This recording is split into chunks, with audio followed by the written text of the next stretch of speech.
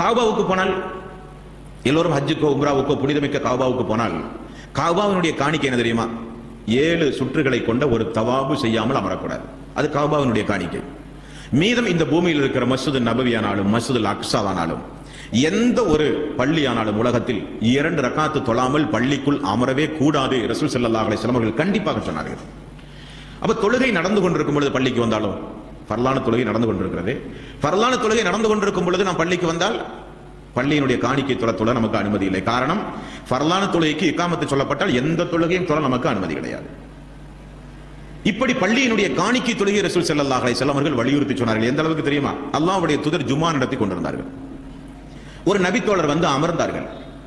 அல்லாஹ்வுடைய தூதர் உரையிலேயே அவரை எழுந்து நீங்கள் 2 ரக்காத் தொழாமல் அமரக்கூடாது என்றார்கள். அந்த அளவுக்கு பள்ளி காணிக்கை தொழுகையும் நம்முடைய வாழ்வில் பேண வேண்டிய உபரியான ஒரு வணக்கம் என்பதை நீங்கள் மறந்துவிடக்கூடாது. அடுத்தது ரசூல் ஸல்லல்லாஹு அலைஹி வஸல்லம் அவர்கள் நமக்கு சொல்லித் தந்தது இஸ்திகாரா தொழுகை. இதெல்லாம் நம்முடைய வாழ்க்கையில், நம்முடைய குடும்பங்களில், நம்முடைய மக்கள், நம்முடைய மனைவி, நம்முடைய சகோதர சகோதரிகள் எல்லோரும் இந்த இபாதத்துகளை அன்றாடம் நம்முடைய வாழ்விலை பேணினால் எப்பொழுதும் அல்லாஹ்வுடைய அருளுக்குரிய மக்களாகவே நாம் இருப்போம். நம்மை சுற்றி எந்த நேரமும் அல்லாஹ்வுடைய வானவர்கள் நமக்கு துணை இருந்து கொண்டே இருப்பார்கள். இஸ்திகாரா தொழுகை, நன்மையை நாடி தொழக்கூடிய தொழுகையினுடைய பெயர் இந்த பெயர். இதை ரசூல் ஸல்லல்லாஹு அலைஹி வஸல்லம் அவர்கள் எப்பொழுது தொழச் சொல்கிறார்? உங்களுக்கு 2 காரியத்தில் ஏதாவது ஒரு காரியம் குறித்து முடிவெடுக்க மனதில் ஒரு குழப்பம் ஏற்படுகிறது. இதுவும் பார்த்தால் நல்லதாக தெரிகிறது, இதை பார்த்தாலும் நல்லதாக தெரிகிறது. ஒரு வியாபாரம் தொடங்க போகிறோம். இந்த வியாபாரத்தில் நன்மை, இந்த லாபம், 2 வியாபாரத்திலும் அதிகப்படியான லாபம். எந்த வியாபாரம் செய்வது? ஒரு திருமண முடிவில் எங்கு சம்பந்தம் வைப்பது? 2 சம்பந்தம் சரியாக இருக்கிறது, எந்த சம்பந்தம் வைப்பது? ஒரு நல்ல காரியம், அந்த காரியத்தில் முடிவெடுப்பதில் நமக்கு மத்தியிலே ஒரு குழப்பம். 2ம் நன்றாக தெரிகிறது.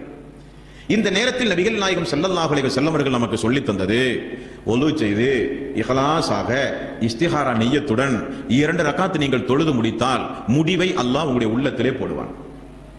நபிகள் நாயகம் ஸல்லல்லாஹு அலைஹி வஸல்லம் அவர்கள் போர்க்காலங்களில் ஏதாவது ஒரு மசூரா செய்து முடிவெடுக்க வேண்டிய நேரத்தில் ரசூல் ஸல்லல்லாஹு அலைஹி வஸல்லம் அவர்கள் இந்த தொழுகையை தொழுவார்.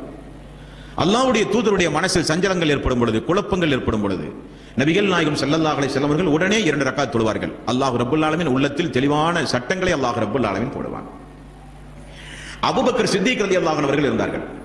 அல்லாஹ்வுடைய தூதருடைய மரணத்திற்கு பிறகு உமர் ரலியல்லாஹு அன்ஹு அவர்கள் வந்து சொன்னார்கள், மூமினீன்களின் தலைவர் அவர்களே, போர் நடந்து கொண்டிருக்கிறது, நிறைய திருக்குரான் மனனம் செய்தவர்கள் எல்லாம் இறந்து கொண்டிருக்கிறார்கள்.